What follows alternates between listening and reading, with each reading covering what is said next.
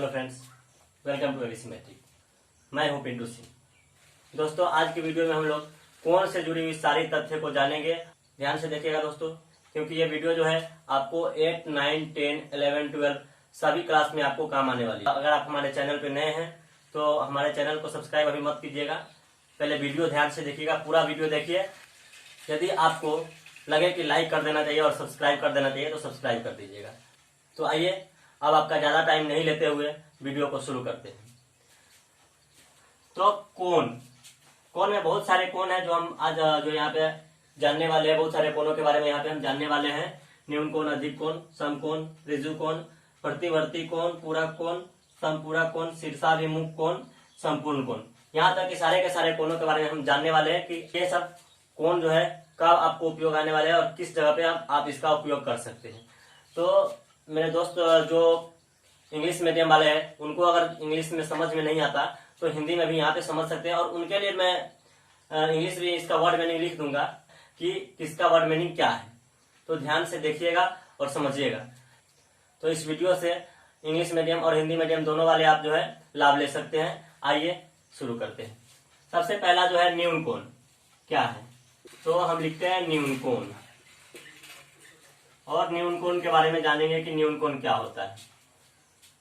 इसको हम लोग इंग्लिश में दोस्तों कहते हैं एक्यूट एंगल।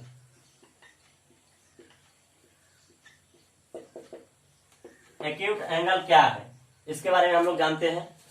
तो सबसे पहले आपको जो हम बोलने जा रहे हैं वो ध्यान दीजिएगा और समझिएगा। न्यून कोण क्या है? न्यून का मतलब होता है छोटा, और कोण का मतलब तो कोण होता है, सबको पता है। तो न्यून का मतलब होता है छोटा। अब यहाँ पे जानने वाले कि किससे छोटा होना चाहिए। तो ध्यान रखिएगा दोस्तों कि 0 डिग्री से बड़ा और 90 डिग्री यानी 90 डिग्री से छोटा जो कोण होगा उस कोण को हम न्यून कोण कहेंगे। तो आइए वही लिखते हैं कि वह कोण जो 0 डिग्री से बड़ा तथा 90 डिग्री से छोटा हो। ऐसा कोण जो 0 डिग्री से बड़ा तथा 90 डिग्री से छोटा हो वो आपको न्यून कोण कहलाता है।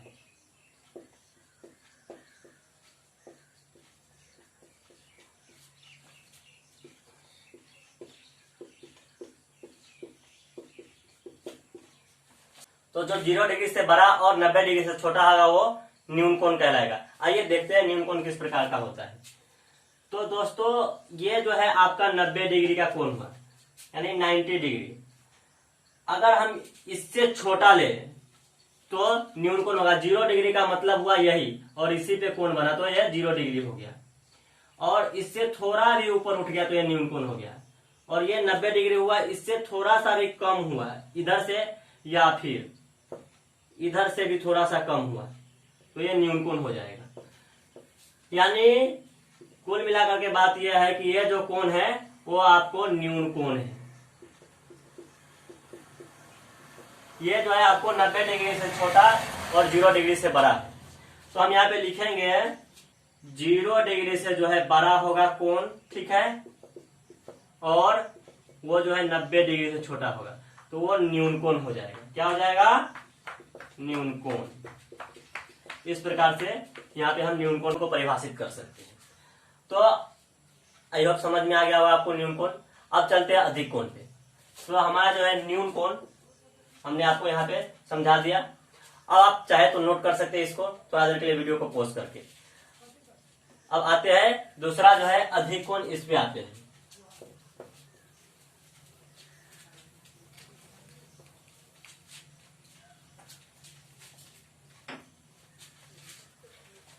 दूसरा नंबर है अधिक कोण।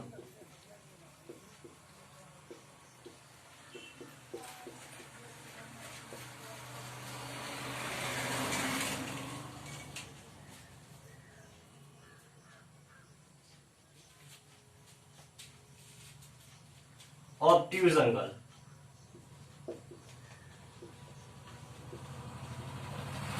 ऑब्ट्यूज एंगल ये अपना अधिक कोण।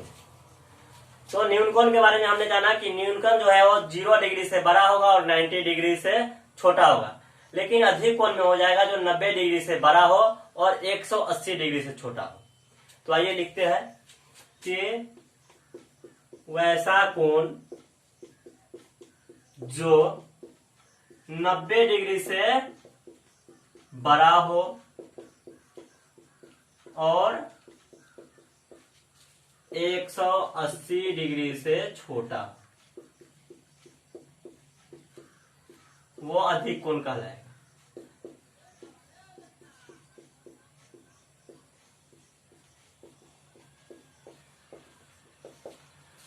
जो दोस्त इंग्लिश मीडियम से पढ़ रहे हैं वो समझ ले कि ऑब्ट्यूज एंगल जो है हम पढ़ा रहे हैं, उसको आप अपने भाषा में समझ सकते हैं।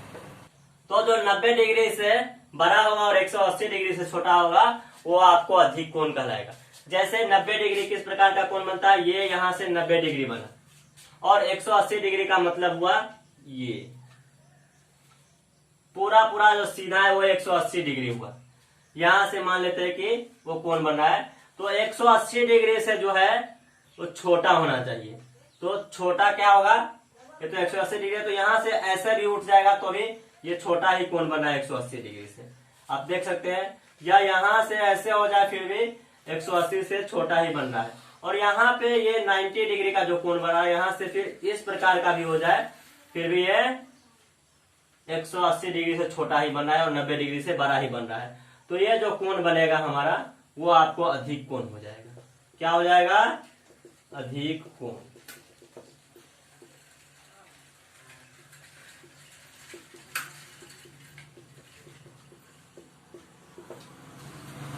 तो यहां पे हम लिख देंगे इसको कि 90 डिग्री से जो बड़ा बनेगा कोण और 180 डिग्री से छोटा जो कोण बनेगा वो आपको क्या कहलाएगा, अधिक कोण।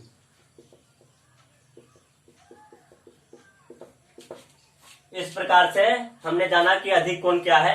और ध्यान रखना दोस्तों, ढंग से अगर आप वीडियो को ध्यान से देखिएगा तो आपको 100% समझ में आएगा और ये आगे भी काम आता है, हमेशा के लिए आपके साथ हो जाएगा। तो प्लीज यहाँ पे ध्यान से देखिएगा और समझने का प्रयास कीजिए, आपको आसानी से समझ में आ जाएगा। अब चलते हैं दोस्तों, अगला जो है टॉपिक हमारा समकोण। अधिक कोण तो हमारा हो गया खत्म, तो आप समकोण पे चलते हैं। तो आइए समकोण के बारे में पढ़ते हैं, क्या है।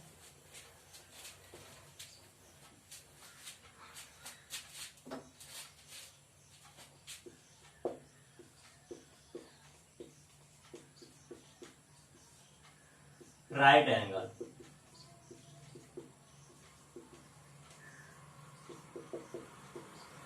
दोस्तों हम इंग्लिश इसलिए लिख रहे हैं ताकि हमारे इंग्लिश पढ़ने वाले दोस्तों को भी पता चले कि हम क्या पढ़ा रहे हैं, तो आपको उससे हेल्प मिल जाएगा दोस्तों।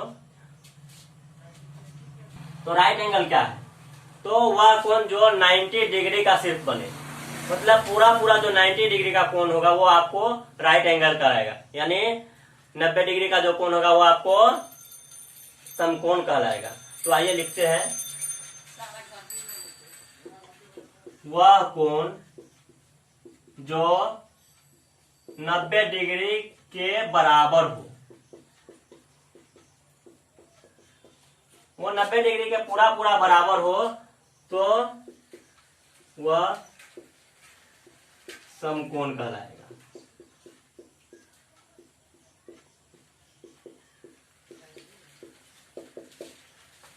तो ऐसा कोण जो 90 डिग्री के बराबर हो वो आपको समकोण कहलाएगा। और 90 डिग्री का तो सबको पता है कि जो पूरा पूरा एकदम खड़ा हो वो 90 डिग्री हो, या फिर आप चांद की सहायता से भी बना सकते हैं या प्रकार की सहायता से। तो 90 डिग्री का मतलब हुआ उसको हम लोग ऐसे दर्शाते हैं, चार कोने से। तो ये आपको 90 डिग्री का कोण बन गया, यानी 90 डिग्री, ये आपको हो गया समकोण। तो जहां जहां भी 90 डिग्री का कोण दिखाई दे आप उसको समकोण बोल सकते हैं, या किसी त्रिभुज में भी 90 डिग्री का कोण दिखाई दे तो उसको आप समकोण त्रिभुज बोल सकते हैं। तो यहां पे क्या होगा, समकोण बराबर 90 डिग्री। ध्यान रख लीजिए, ये सबसे आसान है। तो आप समझ गए होंगे कि समकोण क्या है। अब हम चलते हैं दोस्तों ऋजु कोण पे। ऋजु कोण जो है वो क्या है, तो आइए इसको मिटाते हैं। आप नोट करते जाइएगा दोस्तों कि जो है स्क्रीनशॉट लेकर के या फिर उसको आप पॉज करके नोट करते जाइएगा।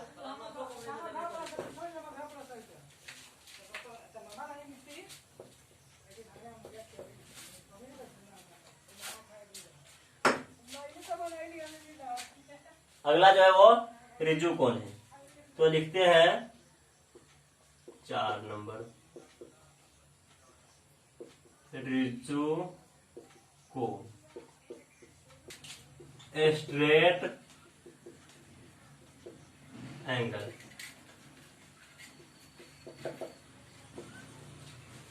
जैसे आपने पढ़ा कि समकोण क्या है, जो 90 डिग्री के बराबर हो, सेम उसी प्रकार से वैसा कोण जो 180 डिग्री के बराबर हो वो आपको रिजु कोण कहलाएगा। तो लिखेंगे कि वह कोण जिसका माप 180 डिग्री के बराबर हो, वह कोण जिसका माप 180 डिग्री के बराबर हो, तो लिखेंगे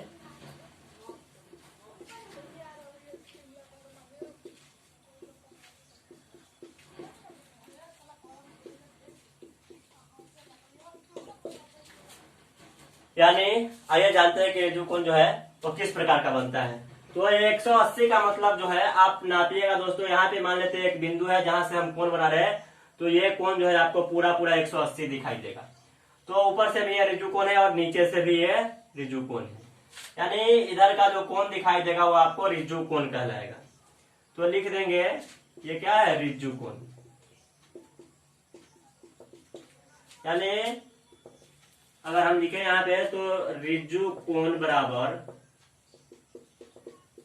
180 डिग्री, ये हमारा जो है रिजु कोण कहलाएगा। अब हम जान गए कि रिजु कोण क्या है। अब चलते हैं प्रतिवर्ती कोण। हमारा चौथा हो गया रिजु कोण, अब चलते हैं प्रतिवर्ती कोण यानी 5वें कोण पे।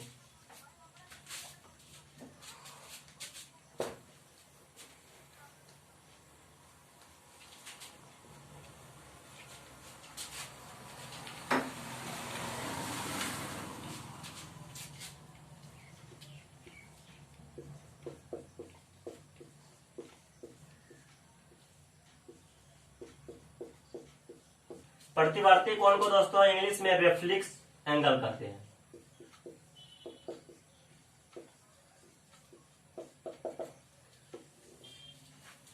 ये क्या है प्रतिवर्ती कोण दोस्तों? तो वैसा कोण जो 180 डिग्री से बड़ा और 360 डिग्री से छोटा हो वह प्रतिवर्ती कोण कहलाएगा दोस्तों। तो आइए लिखते हैं कि वैसा कोण जिसका माप 180 डिग्री से बड़ा तथा 360 डिग्री से छोटा हो प्रतिवर्ती कोण कहलाता है।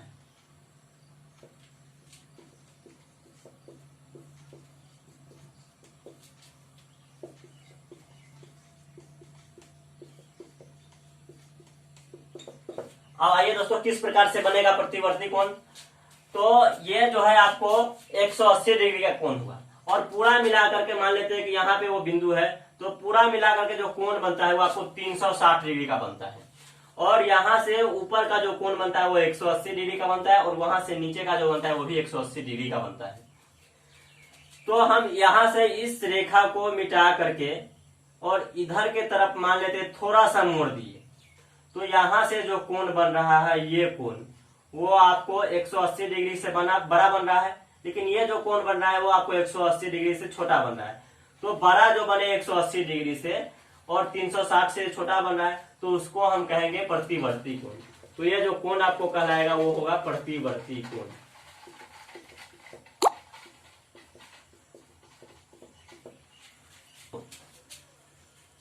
तो आइए लिखते हैं 180 डिग्री से बड़ा होना चाहिए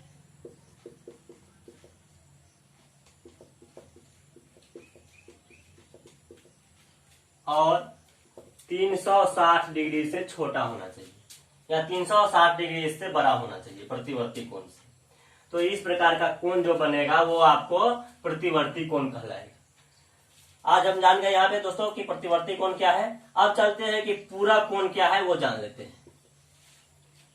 तो आइए जानते हैं कि पूरा कोण क्या है।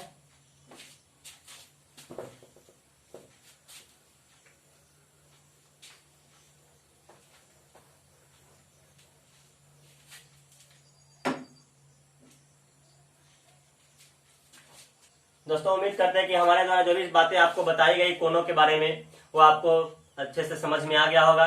और ये जो बच गया पूरा कोण, संपूरक कोण, शीर्षाभिमुख कोण और संपूर्ण कोण, ये हम आपको अगले क्लास में बताएंगे। यदि आपको ये सारी चीजें समझ में आ गया है जो हमने अभी बताया तो प्लीज वीडियो को लाइक कीजिए और शेयर कीजिए और चैनल को सब्सक्राइब जरूर कीजिए। हमने आपको पहले ही बताया था कि अगर आपको वीडियो समझ में आ जाए तो ही हमारे चैनल को सब्सक्राइब करें। उम्मीद करते हैं कि आपको समझ में जरूर आया होगा। तो प्लीज चैनल को सब्सक्राइब कीजिए और वीडियो को लाइक कीजिए और दोस्तों में अधिक से अधिक शेयर कीजिए और कमेंट तो जरूर कीजिए। आप बताइए कमेंट करके कि आपको वीडियो जो है कितना अच्छा लगा। धन्यवाद दोस्तों।